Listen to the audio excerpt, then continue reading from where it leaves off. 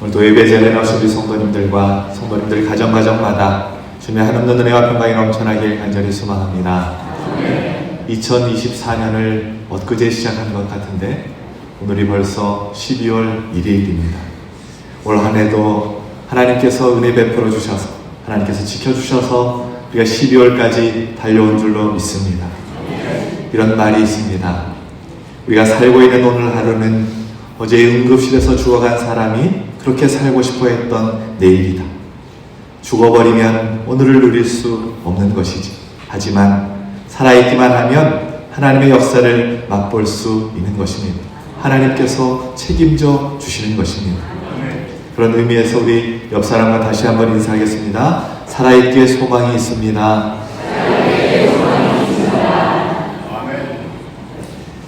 돈이 좀 없으면 어떻습니까? 병에 좀 걸렸으면 어때? 문제가 있고 자식이 좀 안 되면 어떻습니까? 전능하신 하나님이 내 아버지신데 살아계시기만 하면 하나님께서 은혜 베풀어 주셔서 끝까지 우리를 도와주시고 우리를 살려주시고 우리를 책임져 주실 줄로 믿습니다. 오늘 이 은혜에 대해서 말씀을 전하려고 합니다. 기독교인들이 가장 많이 사용하는 단어 중에 하나가 바로 이 은혜라는 단어입니다. 올 한 해 하나님으로부터 받은 은혜 중에 가장 큰 은혜가 무엇입니까? 돌아보면 모든 것이 다 하나님의 은혜입니다. 받은 은혜 중에 가장 큰 은혜가 무엇이냐고 누가 여러분에게 물어본다면 여러분은 무엇이라고 대답하시겠습니까? 우리가 수술을 할 때 사용하는 마취제를 최초로 발견한 사람이 있습니다. 스코틀랜드 에딘버러 의과대학의 제임스 심슨 경이 이 마취제를 맨 처음 발견을 했어요. 이분은 1847년 마취제 콜로로포름이라는 마취제를 발견을 했습니다. 지금부터 170여 년 전이니까 대부분의 사람들이 수술을 할 때 생사를 찢었습니다. 마취제가 없던 시대니까 생사를 찢고 수술을 해야 했으니 이 수술의 공포가 얼마나 컸겠습니까? 대부분의 사람들이 이 수술이 너무 무서워서 수술을 받지도 못하고 죽고 수술 받는 도중에 그 고통이 너무나 심해서 그렇게 죽게 되었답니다. 그런데 이 심슨경이 이 콜로로포름을 발견한 덕분에 많은 사람들이 수술의 공포에서 해방을 받게 되었답니다. 그러니 얼마나 놀라운 발견이겠습니까? 이분이 이것 때문에 영국에서 귀족으로 신분이 바뀌게 됩니다. 나는 콜로로포름을 발견한 의사다. 이 한마디면 평생 어디를 가든지 인정을 받을 수 있는 업적을 남긴 사람이라는 것이지요. 그런데 그가 세상을 떠나기 얼마 전에 제자들이 이 선생님을 찾아와서는 물었습니다. 선생님은 일평생을 살면서 가장 위대한 발견을 했다고 하면 무엇을 들겠습니까? 이렇게 물었습니다. 제자들은 이미 그 답을 알고 물었던 것이지요. 그들은 그가 마취제 콜로로포름을 발견한 것이 내 생애 최고의 발견이었습니다 라고 대답할 줄을 알았습니다. 그러나 그의 입에서 뜻밖의 대답이 나왔습니다. 내 생애에 있어서 최고의 발견은 예수 그리스도께서 불쌍한 죄인인 나를 위해 죽으시고 나를 구원해 주셨다는 사실을 발견한 것입니다. 예수님을 만난 것이 최고의 은혜입니다. 이렇게 고백했다는 것이지요.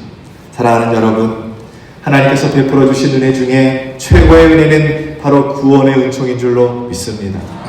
어떠한 상황과 환경 가운데 있다고 할지라도 우리는 하나님이 독생자를 희생하시면서까지 독생자를 죽이시면서까지 나를 살려주실 만한 귀중한 사람, 그 엄청난 은혜를 받은 사람이라는 사실을 늘 기억하시고 이 모든 일에 고난과 슬픔과 아픔 중에도 우리를 사랑하시는 이로 말미암아 넉넉히 이기고 감사 찬양하며 살아가시는 우리 기독교 모든 성도님들 되시길 예수 그리스도의 이름으로 축원합니다. 그래서 오늘 사도 바울이 이 고백을 하고 있습니다. 한번 따라하겠습니다. 나의 나된 것이 하나님의 은혜입니다. 내가 지금까지 지내온 것, 내가 하나님의 자녀된 것, 내가 이 자리에 서 있는 것, 모든 것이 다 하나님의 은혜입니다. 오늘 이 고백은 고린도 교회 성도들을 향해서 사도 바울이 한 고백이죠. 고린도 교회는 사도 바울이 2차 전도 여행을 하면서 세운 교회입니다. 그런데 이 고린도 교회만의 특별함이 있습니다. 그것은 사도 바울이 고린도 교회를 선교하면서 1년 6개월을 머뭅니다. 그들을 가르치고 양육을 했어요. 1차 전도여행을 2년 동안 했고 2차 전도여행을 3년 동안 했습니다. 그런데 이 2차 전도여행의 절반을 이 고린도 교회에서 보내면서 그들을 가르치고 양육을 했다라는 것이죠. 그래서 하나님께서 이 고린도 교회에 특별한 선물들을 많이 주셨어요. 영적으로 탁월한 지도자들의 가르침을 받기도 했습니다. 사도 바울이 먼저 1년 6개월 동안 하나님의 말씀을 직접 사도 바울이 가르쳤어요. 그리고 사도 바울이 떠나고 난 다음에 성경에 능통한 아볼로가 그 고린도 교회 성도들을 가르칩니다. 뿐만 아니라 사도 베드로도 이 고린도 교회에 가서 이 고린도 교회 성도들을 양육을 합니다. 여러 영적인 지도자들이 하나님의 말씀을 가르치는 특별한 은혜를 누리게 된 것이죠. 또한 하나님은 이 고린도 교회에 놀라운 은사들을 베풀어 주시는데 고린도전서 1장 7절 말씀에 너희가 모든 은사에 부족함이 없이 우리 주 예수 그리스도의 나타나심을 기다림이라 라고 말씀하고 있습니다. 고린도 교회 성도들이 누렸던 하나님으로부터 받았던 각종 은사들이 무엇인가? 고린도전서 14장 26절에 그런즉 형제들아 어찌할까? 너희가 모일 때 각각 찬송시도 있으며 가르치는 말씀도 있으며 계시도 있으며 방언도 있으며 통역함도 있나니 모든 것을 덕을 세우기 위하여 하라. 하나님께서 이 고린도 교회와 성도들에게 계시와 방언과 통역 그리고 찬송과 말씀의 은사를 베풀어 주셨다라는 것이지. 서신서에 그 어떠한 교회에도 이 은사에 대해서 은사가 있었다고 구체적으로 아연한 곳이 없습니다. 언급한 곳이 없는데 그러나 고린도 교회만큼은 하나님께서 특별한 은사를 베풀어 주셨다고 성경은 그렇게 기록하고 있습니다. 그런데 문제가 있었어요. 문제가 무엇이냐면 하나님께서 이 놀라운 은혜와 선물을 주신 고린도 교회였음에도 불구하고 그들은 이것을 선용하지 못했습니다. 바울, 아볼로, 베드로 이름만 들어도 쟁쟁한 사람들로부터 말씀을 듣고 배우고 교육을 받았는데 그들이 나중에 하나가 되지 못하고 교회가 분열이 됩니다. 나는 바울파다, 나는 아볼로파다, 나는 베드로파다, 나는 다 싫다, 나는 그리스도파다 이렇게 교회가 나눠졌다는 거예요. 그리고 하나님께서 교회의 덕을 세우기 위해서 영적인 은사를 부어주셨건만 그들은 그것을 자랑하고 자신을 높이는 데 사용했다라는 것입니다. 그래서 고린도 교회를 보면 곳곳에 사도 바울이 자랑하지 말라고 그렇게 명령을 합니다. 고린도전서 3장 21절에 그런즉 누구든지 사람을 자랑하지 말라. 만물이 다 너희 것입니다. 고린도전서 5장 6절 말씀 우리 함께 봉독합시다. 너희가 자랑하는 것이 옳지 아니하도다. 적은 누룩이 온 덩어리에 퍼지는 것을 알지 못하느냐. 자랑하지 말라고 강조하고 있습니다. 하나님께서는 고린도 교회에 탁월한 영적인 리더자들을 보내주셨지만 그들은 분열되었습니다. 교회에 덕을 세우라고 은사를 부어주셨지만 그들은 그것을 가지고 자기를 높이며 자랑하는데 급급했습니다.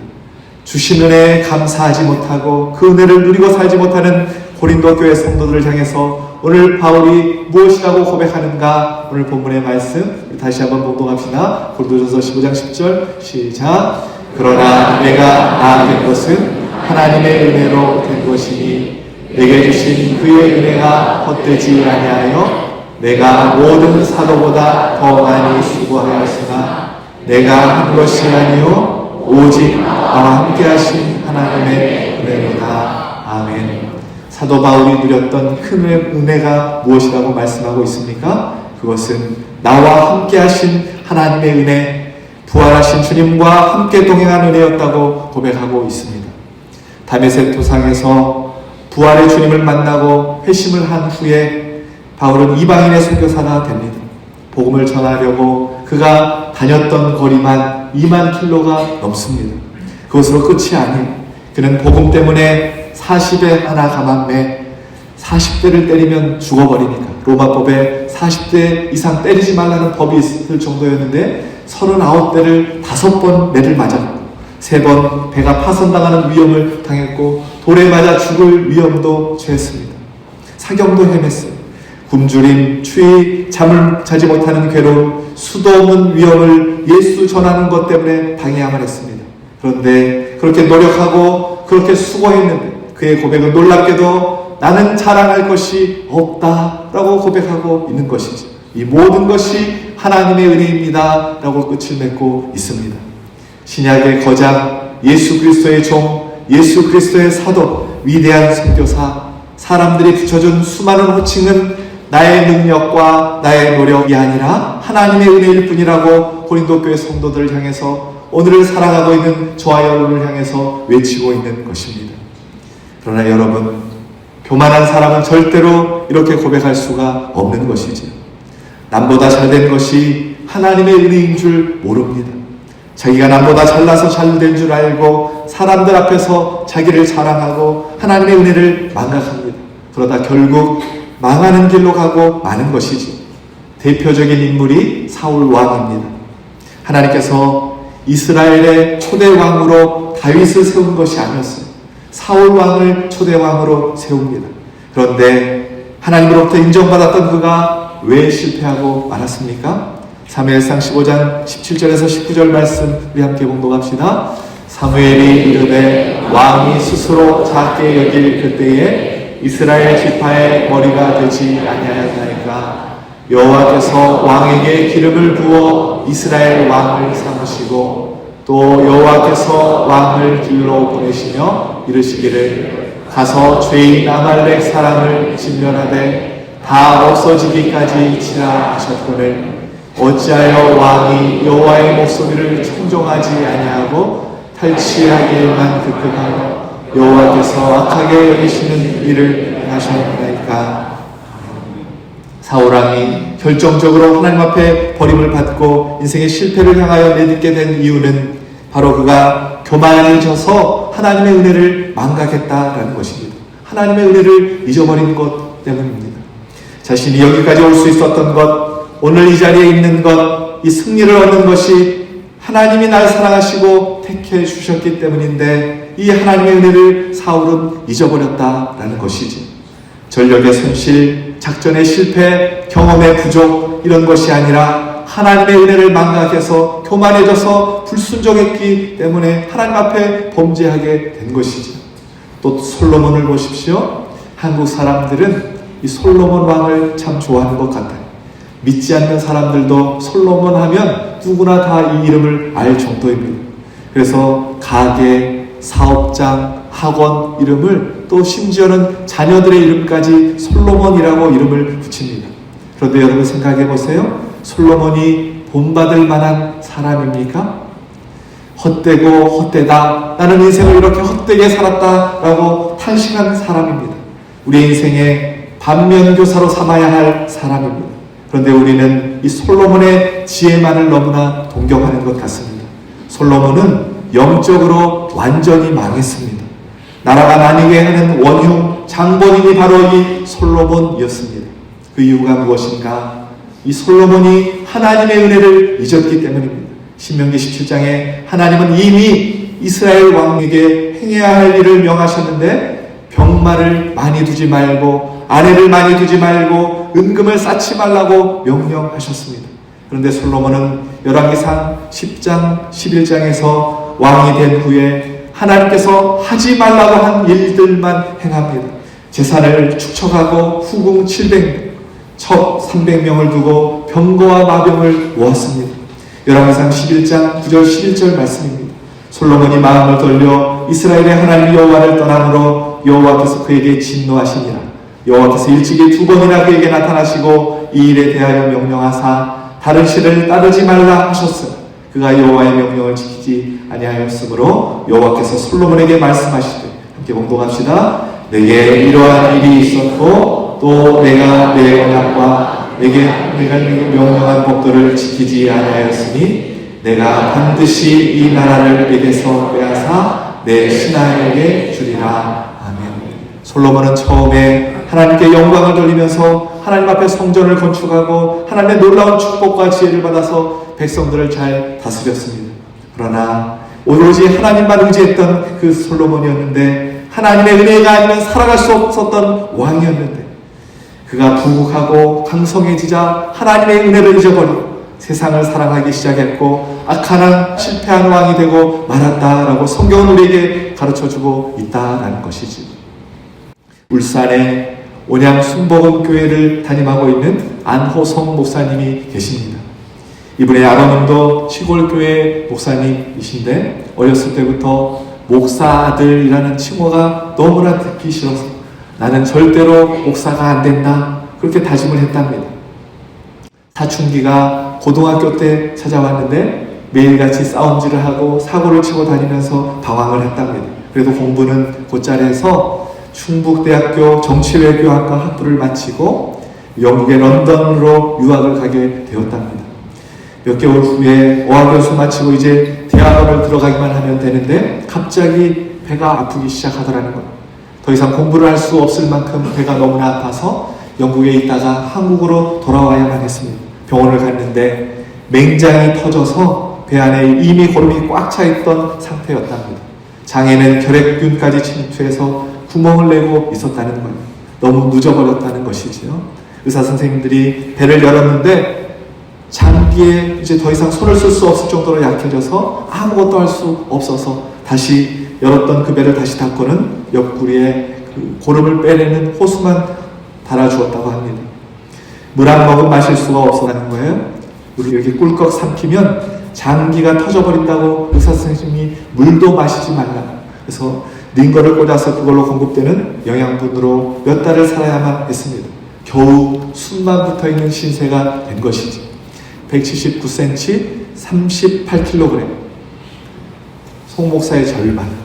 송 목사의 절반 정도 되는 뼈다귀만 남아서 징그러워서 볼 수 없는 상태가 되었답니다. 그렇게 겨우 숨만 붙어 있는데 아버지 목사님들, 친구분들이 이렇게 마지막 임종 예배를 드리려 이렇게 다 오셨다는 거예요. 가족들이 다 한자리에 모였습니다. 이 목사님이 이제는 죽는구나 생각하니까 극도의 슬픔과 절망이 밀려왔답니다. 죽는 것이 너무 무서워서 절망의 침문만 흐르고 있는 그때에 병실 문을 열고 아버지 목사님이 들어오시더라는 거예요. 이 끔찍한 몰골을 가리고 턱 밑에 이제 숨이 끊어지면 덮으려고 이 시트를 이렇게 씌워놨는데 아버지 목사님 와가지고는 시트를 다 걷어버리고 환자복을 갑자기 벗기더라는 거예요. 환자복을 벗기고 앙상해진 뼈, 해골 바가지 같은 그 머리, 죽어가는 이 아들의 정나는 모습이 드러나자 갑자기 이 아버지가 어디서 구해왔는지 이 일회용 카메라를 들고 셔터를 막 카메라를 찍기 시작하더라는 겁니다. 죽어가는 아들의 모습을 막 찍더라는 거예요. 필름이 다 닳도록 연신 셔터를 누르던 아버지가 카메라를 이 아들에게 주면서 이렇게 말하더라는 겁니다. 호성아, 넌 안 죽어. 너는 절대 죽지 않아. 그러니까 얼른 일어나서 이것 가지고 하나님 살아계신 것 증거하면서 살아다오. 이 아버지가 그렇게 말씀을 주시더라는 겁니다. 그때 아버지가 너무나 감사했대. 이게 아버지가 아들한테 주시는 말씀이 아니라 소망 없이 죽음을 기다리고 있는 자에게 주신 하나님의 소망의 말씀으로 그가 들렸다는 것입니다.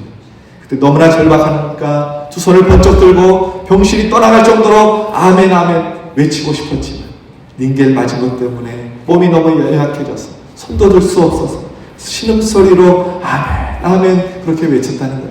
하나님께서 그 신음소리를 들으시고 고치기 시작하는데 오장육부가 뜨거워지고 살 것만 같은 마음이 들어서 하나님 저 살려주세요. 하나님 저 살려주세요. 저 살려주실 줄 믿습니다. 저 살려주실만 하면 주의 종이 되겠습니다. 주의 일을 하겠습니다. 그렇게 하나님 앞에 소원 기도를 하셨답니다. 그런데 그 기도를 하나님이 받으신다라는 것이 확신으로 전해졌다는 거예요. 다음날 아침부터 몸이 얼마나 가뿐해지던지 고름이 빠져나오는 구멍에 덧대놓았던 거즈를 뗄 때마다 역한 냄새가 나고 피고드름이 한 바가지씩 쏟아져 나왔었는데 그 다음날부터는 상한 냄새가 확연히 줄어들고 고름 색깔도 끈적거리던 게 없어지고 맑은 색깔로 바뀌었답니다. 점점 양이 줄더니 며칠 만에 그 고름이 싹 말라버렸다는 것입니다. 집도에 있던 의사 선생님이 예수를 안 믿는 분이셨는데 옆에서 늘 어머니가 기도하고 계시니까 이게 어떻게 된 일입니까? 이거는 하나님이 하셨네요. 이 의사 선생님이 그렇게 고백을 하더라는 것입니다. 다 죽을 거라고 했던 아들이 1년 만에 두 발로 서서 병원을 나선 그날 어머님이 펑펑 우셨대요. 20대 중반의 아들이 누워 있으면서 병수발을 하면서 굶어 죽어가는 그 아들의 모습을 지켜봐야 했던 어머니의 속이 얼마나 힘들었겠습니까? 태어나는 그날 이 어머니가 너무너무 기뻐서 펑펑 우시면서 하시는 말씀이 우리 아들 살아줘서 고마워, 우리 아들 살아줘서 고마워 였다는 것입니다. 함께 하나님의 은혜를 찬양하셨대. 그리고 이제 신학교 들어가 목사가 되겠다고 주를 위해 헌신하겠다고 소원을 했는데 이분이 하시는 말씀이 이런 엄청난 은혜를 받았는데 이 은혜에 유통기한이 있었습니다 라고 고백을 하는 거예요. 주를 위해 순교할 것처럼 그의 열정이 몸이 건강해지니까 이 엄청난 은혜가 바닥이 나고 주의 길이 아닌 다시 일본 유학길로 도망을 갔다 합니다. 그렇게 밀려드세요. 국내 대기업에서 스카웃할 정도로 일이 잘 풀리고 있을 때 갑자기 또 배가 아프기 시작하더랍니다. 일본 병원에 갔는데 복부의 염증 수치가 일반인의 100배가 되어 빨리 수술을 해야 한다는 의사의 진단을 받았어요. 공교롭게도 2년 전에 똑같은 날 똑같은 증상으로 수술대에 서게 된 것이지. 하나님 앞에 또 이분이 기도를 했대요. 하나님, 제가 염치 없지만 속는 셈 치고 한 번 더 살려주시면 진짜 이번에는 진짜로 주의 종 되겠습니다. 주의 길 가겠습니다. 그렇게 기도하셨답니다. 하나님께서 그 기도를 들어주셔서 죽음에서 다시금 건져주시고 지금 목사가 되어 목회를 잘하고 있노라고 그렇게 간증을 하시는 것입니다. 여러분, 어떤 물건이든 유통기한이 지나면 값어치를 잃고 아무것도 아닌 것이, 쓸모없는 것이 되어버립니다. 폐기 처분해야 되는 것이지. 그런데 이 은혜에도 유통기한이 있다라는 것입니다. 당장 은혜를 입었을 때는 너무나 고맙고 감사해서 이 큰 은혜를 어떻게 갚을까 하지, 시간이 지나면 다 고마움이 식어져 버리고 무뎌져 버린다는 것입니다. 여러분, 우리는 어떻습니까? 죄로 죽을 수밖에 없었던 우리를 예수 십자가 보혈의 피로 살려주시고 그 구원의 은혜를 우리가 받았습니다. 처음 그 은혜를 누릴 때는 이 생명도 달라시면 십자가에 놓겠으니 불속에라도 들어가겠다고 그렇게 결단을 했는데, 헌신하겠다고 고백했는데 시간이 지날수록 무뎌져서 은혜를 잊어버리고 나 같은 죄인 보내주신 그 주님의 십자가의 사랑을 유통기한 지난 물건처럼 그렇게 취급하면서 살아가고 있지는 않으십니까? 그래서 하나님께서 모세를 통해서 우리에게 주의해야 할 일들을 가르쳐주고 계십니다. 신명기 8장 11절에서 14절 말씀 우리 함께 봉독합시다. 내가 오늘 내게 명하는 여호와의 명령과 법도와 규례를 지키지 아니하고 내 하나님 여호와를 잊어버리지 않도록 삼가할지어다. 내가 먹어서 배부르고 아름다운 집을 짓고 거주하게 되며 또 내 소와 양이 번성하며 내 임금이 증식되며 내 소유가 다 풍부하게 될 때에 내 마음이 교만하여 내 하나님 여호와를 잊어버릴까 염려하노라. 소유가 많아져서 풍요로워져서 몸도 마음이 편안해져서 하나님을 잊어버릴까 모세가 염려한다고 주의하라고 우리에게 경고하고 있습니다. 초대교회 7교회 중에 책망받은 라오디게아 교회가 있습니다. 계시록 3장 16절 17절에 하나님께서 이렇게 책망하세요. 우리 함께 봉독합시다. 내가 이같이 미지근하여 뜨겁지도 아니하고 차지도 아니하니 내 입에서 너를 토하여 버리리라.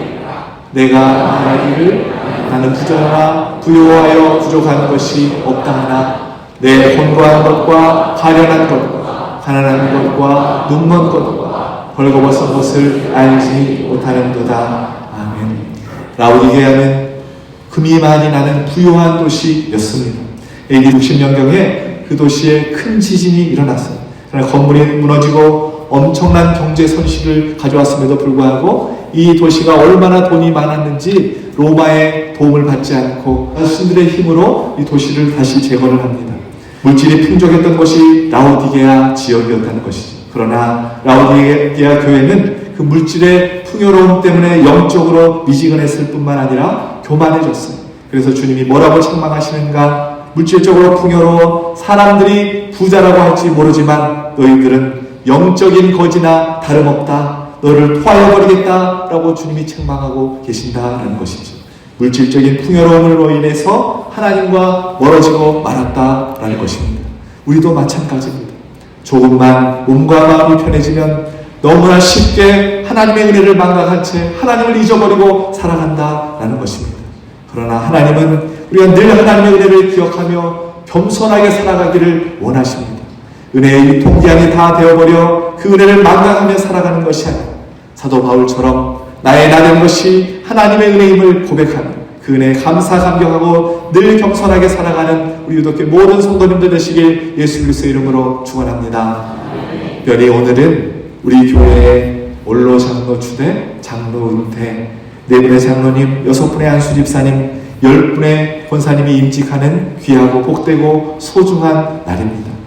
지금까지 맡은 직분을 잘 감당할 수 있었던 것은 내가 잘해서 된 것이 아니라 하나님의 은혜로, 오직 하나님의 은혜로 된 것입니다. 또 교인들의 선택을 받고 이렇게 임직을 받게 된 것도 내가 능력이 많아서가 아니라, 능력이 있어서가 아니라 하나님의 은혜로 된 것입니다. 어째 아멘 소리가 안 나옵니다. 아멘. 이 중에는 피택이 안 돼서 혹시 서운한 분이 계실지 모르겠습니다. 내가 못나고 부족해서가 아니라 하나님의 은혜로 안 된 것입니다. 저는 한번 따라하겠습니다. 내 뜻대로 이루어진 것이 하나님의 은혜입니다. 또 한번 따라하겠습니다. 내 뜻대로 이루어지지 않은 것이 하나님의 은혜입니다. 아멘이십니까? 이 세상에 내가 잘해서 된 것은 하나도 없습니다. 모든 것이 다 하나님의 은혜입니다. 우리는 이미 죽어야 할 인생들이었어요. 그러나 하나님께서 다시 한번 기회를 더 주셔서 덤으로 살고 있는 것입니다. 우리 중에 혹시 자수성가하신 분이 계실지 모르겠습니다. 물려받은 재산이 없이 자기 힘으로 벌어서 살림을 이루고 재산을 모았다라는 것이지, 대부분 목사님 저는 자수성가했습니다 라고 말할지 모르겠습니다. 그런데 여러분, 하나님의 은혜 한번 생각해 보세요. 하나님의 은혜 앞에 자수성가라는 말처럼 교만한 말이 없습니다. 하나님의 은혜를 나의 영광 뒤로 감추지 말라라는 것이죠. 하나님의 백성인 우리의 인생은 잘 되면 내 탓, 못 되면 너 탓, 나의 나된 것은 나의 노력이 아니라라는 것이죠. 우리의 삶에 우리가 하는 모든 일은 그저 하나님의 일을 거두는 것뿐입니다. 하나님께서 세워주신 곳에 우리는 그저 서 있을 뿐이라는 것이죠. 그래서 바울이 고린도 교회 성도들을 향하여 교만하지 말라고 경고의 말씀을 주고 있어요. 고린도전서 4장 7절 말씀을 함께 봉독하겠습니다. 누가 너를 남달리 구별하였느냐? 내게 있는 것 중에 받지 아니한 것이 무엇이냐? 내가 받았은즉 어찌하여 받지 아니한 것 같이 자랑하느냐? 아멘. 우리가 얻은 것, 우리가 가진 것, 우리가 누린 모든 것은 하나님께서 주신 것이라는 것입니다. 그렇기에 내가 이런 사람이다, 내가 이렇게 이루었다, 나의 능력, 나의 업적을 거창하게 이야기하는 것이 아니라 내 인생 가운데 임하신 하나님의 은혜를 찬양하고 하나님께만 그 영광을 돌리는 삶을 살아야 한다라고 바울이 우리에게 가르쳐주고 있습니다. 바라옵기는 다시 한번 더 허락된 도움으로 주신 하나님의 은혜 앞에 나를 드러내고 나를 자랑하는 인생이 아니라 내 인생 가운데 역사하신 하나님의 놀라운 은혜를 자랑하고 찬양하고 하나님께만 영광 돌리며 살아가는 우리 모든 성도님들 되시길 예수 그리스도의 이름으로 축원합니다.